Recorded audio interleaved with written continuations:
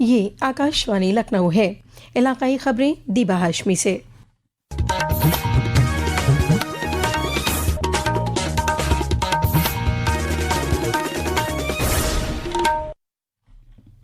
सदर जमहूरिया द्रौपदी मुर्मू 19 मार्च को रामनगरी अयोध्या में नववर्ष प्रतिपदा के मुबारक मौके पर श्री राम यंत्र का तुज़ुको एहतिशाम से पूजन करेंगी।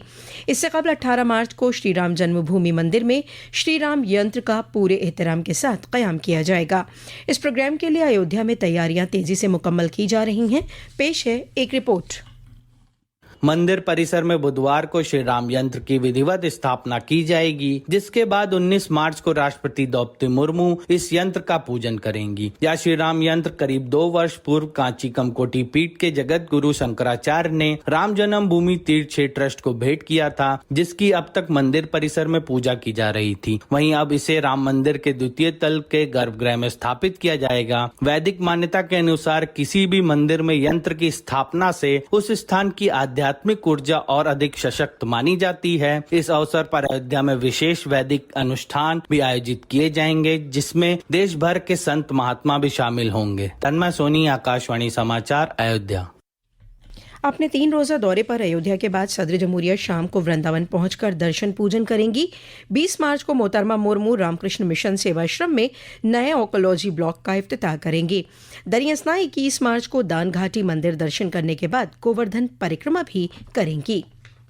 उत्तर प्रदेश के वजीर आला योगी आदित्यनाथ ने आज योजना भवन में उत्तर प्रदेश के साबिक वजीर आला आंजहानी हेमवती नंदन बहुगुणा की यौम वफात पर मुनक़िद खराज अक़ीदत प्रोग्राम में उनके मुजस्समे पर गुलहाए अक़ीदत पेश कर उनको नमन किया। इस मौके पर वजीर आला ने कहा, स्वतंत्र भारत में एक जनप्रतिनिधि के रूप में, प्रदेश सरकार में मंत्री, मुख्यमंत्री के रूप में, केंद्रीय मंत्री के रूप में उन्होंने अनेक उल्लेखनीय कार्य किए। उत्तर प्रदेश के विकास को एक नई ऊंचाइयां प्रदान की, प्रयागराज को एक पहचान दी।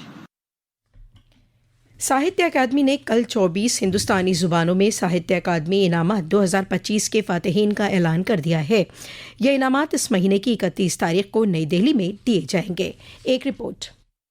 इस वर्ष 8 काव्य संग्रह, 4 उपन्यास, 6 लघु कथाएं और 2 निबंध को साहित्य अकादमी पुरस्कार 2025 से सम्मानित किया जाएगा। इसके साथ ही 1 साहित्यिक आलोचना, 1 आत्मकथा और 2 संस्मरणों को भी इस पुरस्कार के लिए चयन किया गया है। प्रख्यात लेखिका ममता कालिया को उनकी हिंदी संस्मरण जीते जी इलाहाबाद के लिए सम्मानित किया जाएगा। वहीं प्रख्यात राजनयिक नवतेज सरना को उनके अंग्रेजी उपन्यास क्रिसमस स्प्रिंग के लिए ये पुरस्कार दिया जाएगा। साथ ही उर्दू कविता सफर जारी है के लिए प्रीतपाल सिंह बेताब को ये सम्मान प्रदान किया जाएगा। सभी पुरस्कार विजेताओं को 1 लाख रुपए की राशि के साथ एक उत्कीर्ण तांबे की पट्टी प्रदान की जाएगी। मगरबी एशिया जद्दोजहद के दरमियान हिंदुस्तानी जहाज शिवालिक कल 46,000 मीट्रिक टन LPG लेकर गुजरात के मुंद्रा बंदरगाह पहुंच गया है।